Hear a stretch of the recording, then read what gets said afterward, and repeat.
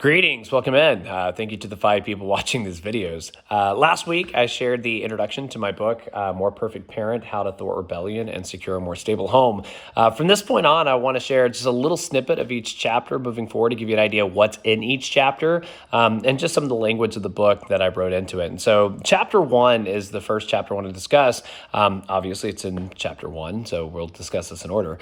But it really plays upon the early foundations of the United States government and really plays upon the idea that the United States was not an overnight success, but rather we were a nation brought forth by a significant amount of trial and error. Our first constitution was a constitution known as the Articles of Confederation, which really struggled in the early goings to unify the nation to resemble anything looking like a nation. Under the Articles, the states had sovereignty, and so we had a lot of difficulty kind of pulling the states together during that time period for any sense of unification.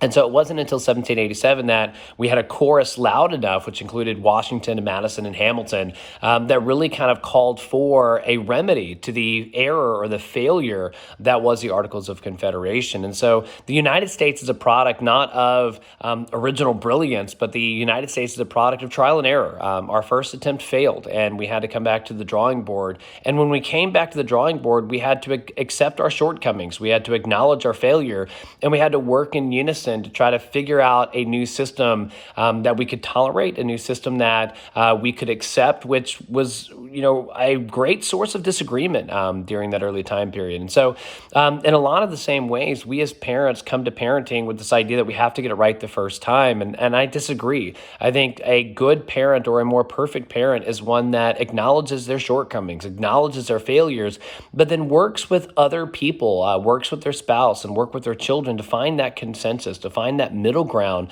that's really going to make their parenting more perfect, that they're learning from the failure. They may not know what the right answer is, but they know that what they're doing is not it. And so they're willing to try something new.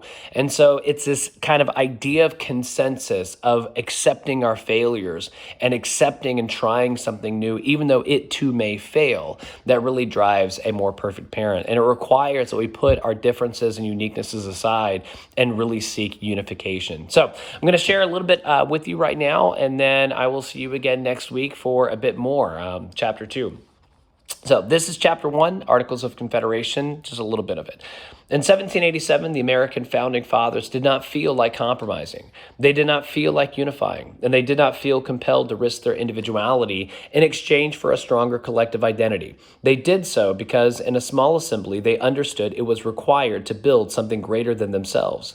Successful parenting also requires a stable foundation of agreement between the founders, not an agreement comprised of individual notes unique to each partner's individually chosen song, which may be out of rhythm and dissonant.